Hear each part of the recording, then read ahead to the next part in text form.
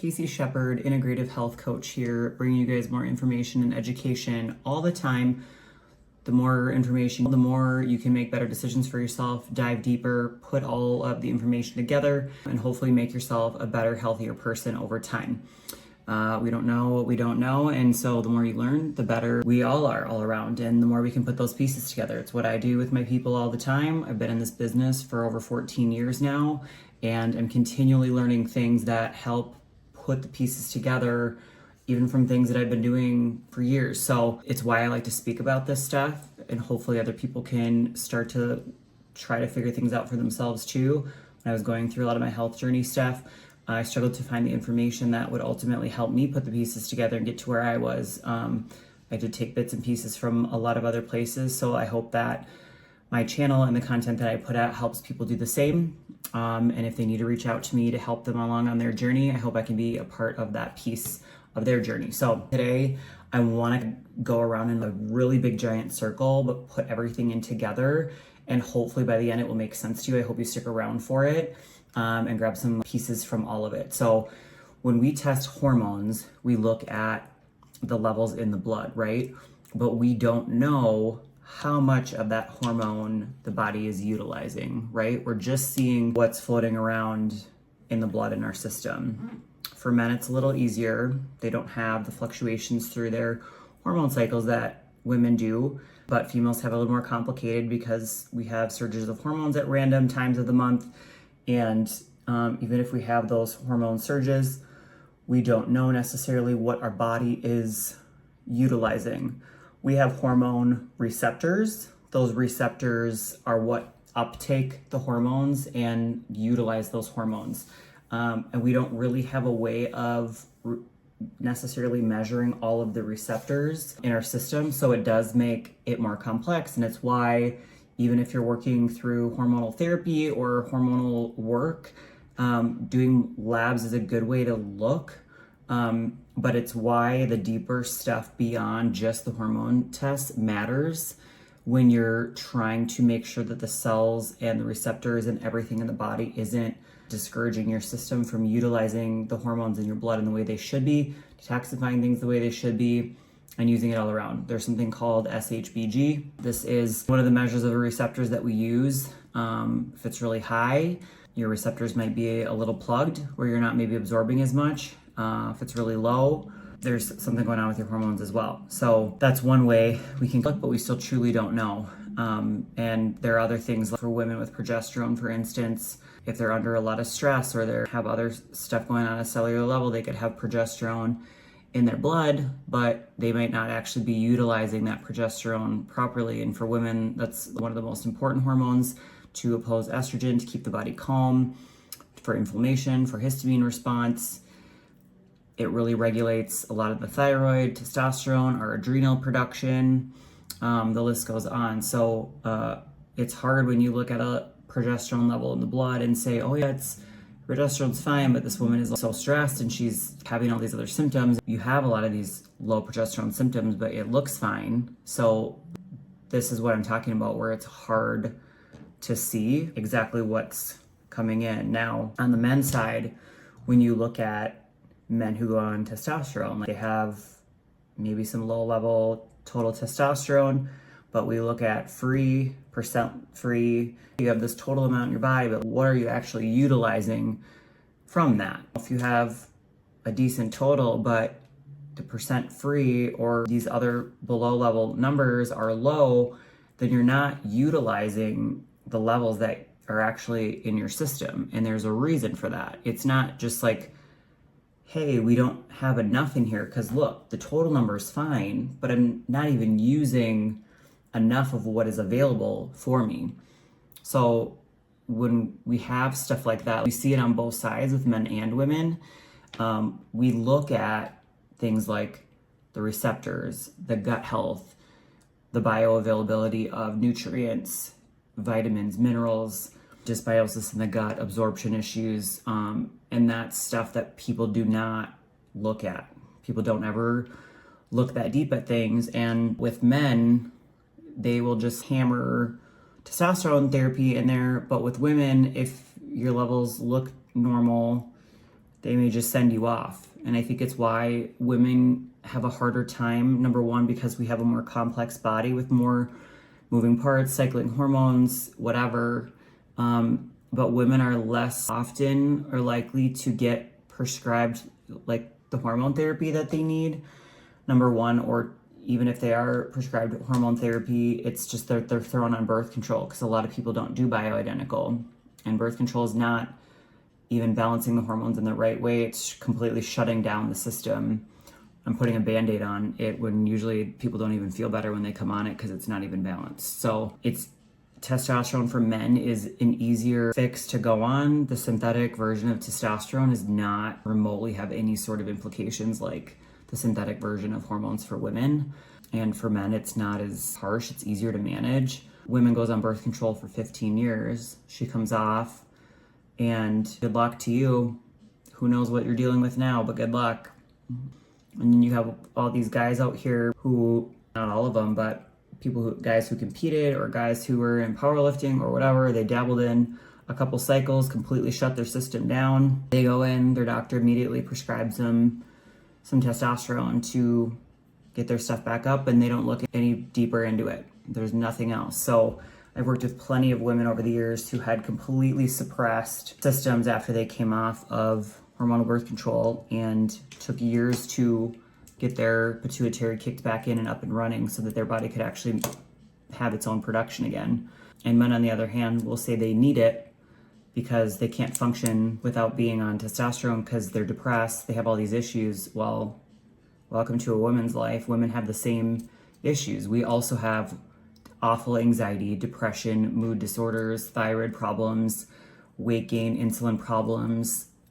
The list goes on. When our hormones aren't where they need to be, except for some reason, men are always the one who will say, fuck your hormones. Your hormones aren't an excuse for you to not be eating well and to not be keeping yourself on track and to not be eating well. And so it's kind of like this hypocritical back and forth. And not that all people on both sides are all the same, because they're not. But it's an unfair kind of way that hormones are looked at with men and women. And hormones and supplements, everything alike, is designed to get people somewhere faster. Unless you're post-menopausal or whatever, you shouldn't have to stay on hormones for a long time. They're not designed to just be like, well, it's non-functional. And there are genetic things, and in cases like that, of course. This is why I like to do integrative medicine. I call myself integrative health coach because I do believe that that side of medicine exists for a reason, that people do need it. I just don't think that people want to look for the root reason as to why their system isn't functioning properly first, because people don't want to wait. Unless they feel better now, they don't want to wait, and I get it. But you want to be on something long enough to get better fast while your body figures things out.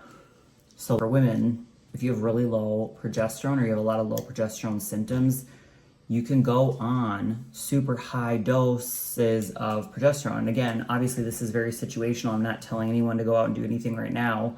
I'm just giving you an example. And it might activate more of those progesterone receptors, and it might get your levels up way higher quicker, and might, you know what I mean? That you might need to be on that like super high dose for a while before your system can like kick in. And because progesterone is so good in the gut, and it's good for thyroid, and it's good for all these other things, it can really carry over into a lot of the other symptoms that people are having with their gut and whatever, or at least get them up to feeling well enough to where we can start to move things and then look deeper and do other things. But even when people jump on board with me doing the hormone stuff and diving deeper, people just still think that like, it's this straight V-line process, and it's not. It's everybody's body takes things differently. Supplements, hormones, labs, your labs and my labs look the exact same, but we both have completely different issues going on at a deeper level. We're both going to respond completely different to different protocols.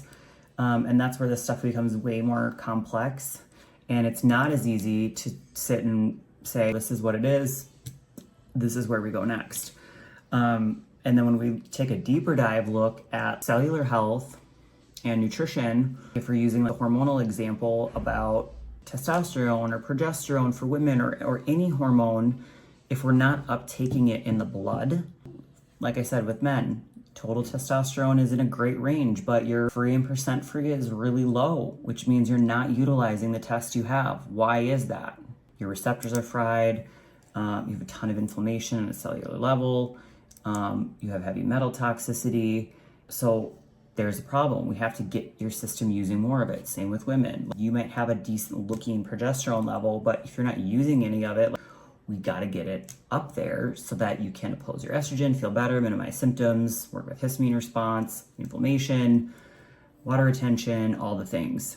And so then when we look over into the gut, this is a problem because especially when I have people come to me with some hormone imbalances and they want to lose weight, this is why people overeat. They flood their system with calories to try to get any amount into the cell that's not getting it in. Same as hormones.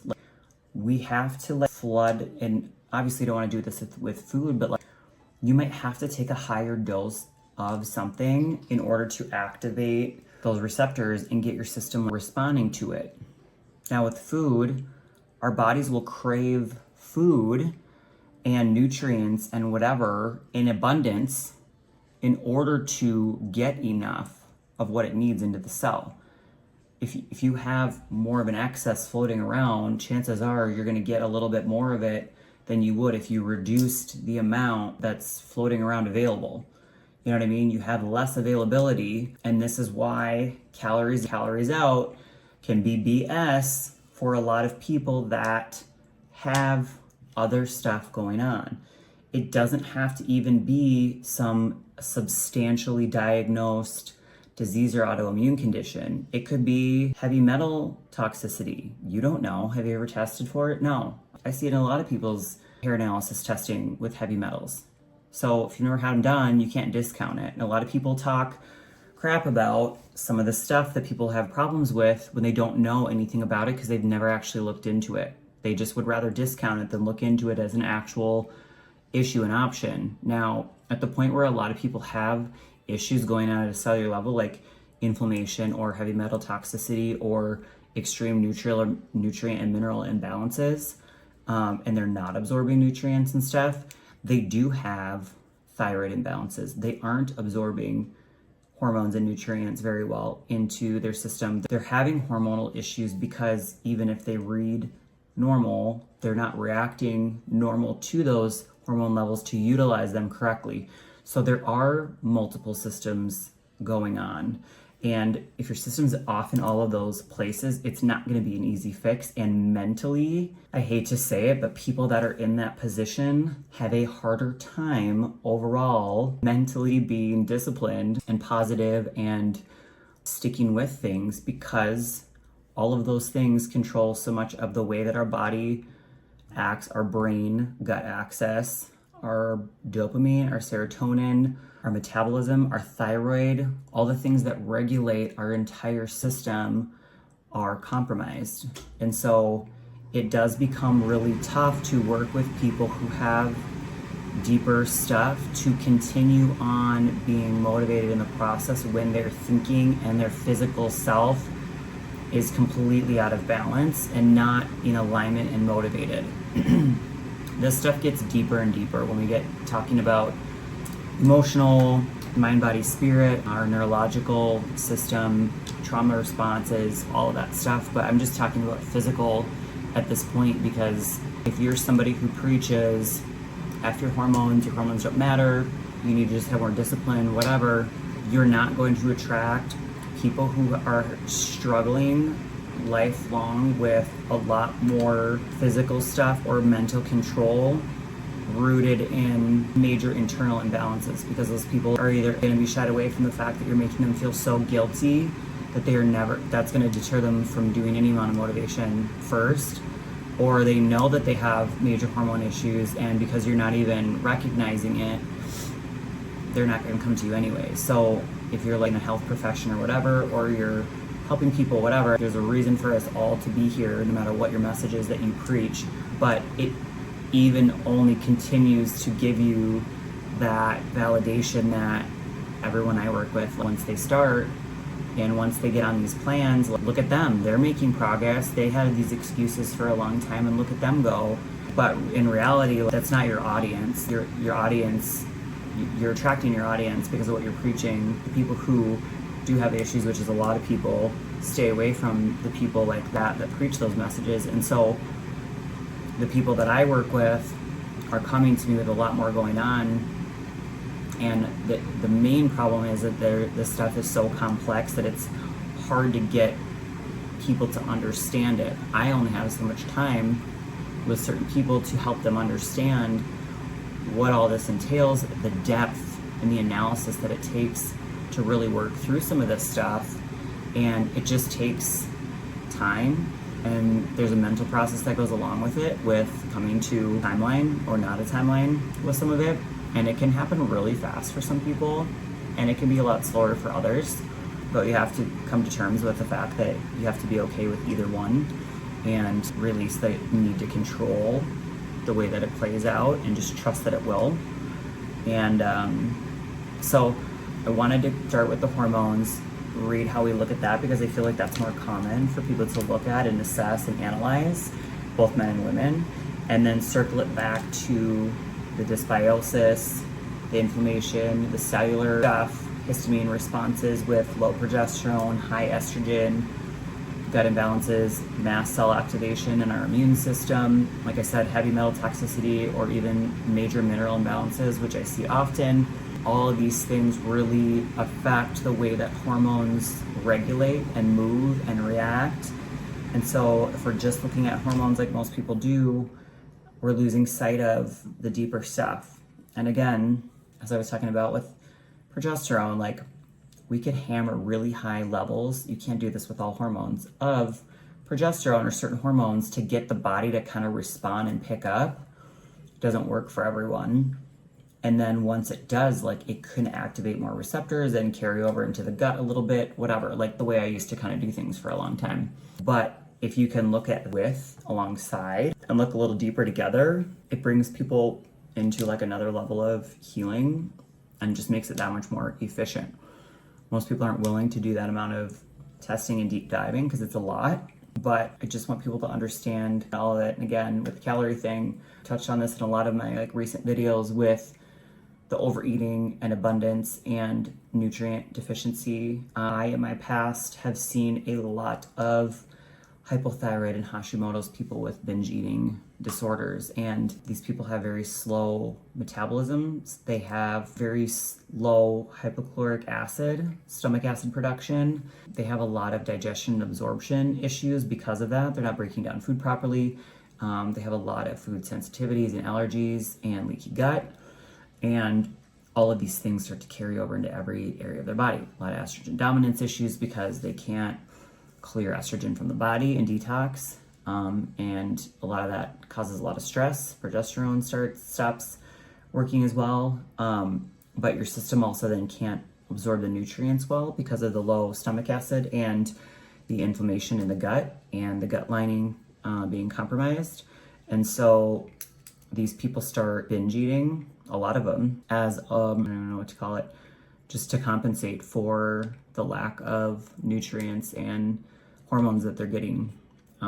Their body's starving for nutrients because they're not getting any. And it's really sad and defeating for a lot of people because they feel like they don't have any control. And the more they binge eat, the further they're driving their gut into the floor because of the inflammation and the sugar and the other things that they're eating.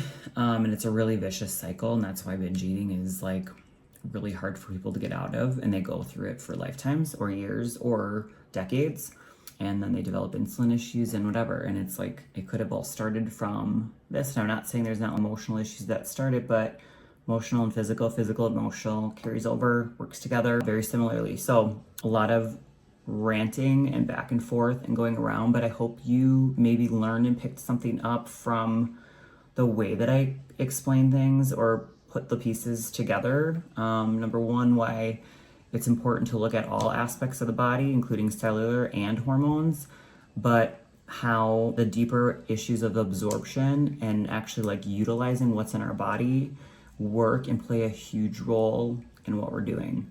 So if you have more questions for me, I would love for you to reach out. Follow me on my Instagram below, Casey Lee Shepherd, my website, spectrumwellness.biz. You can always reach out to me through email, DM, at my website, and contact me for further questions, testing, coaching, or any of my consultations.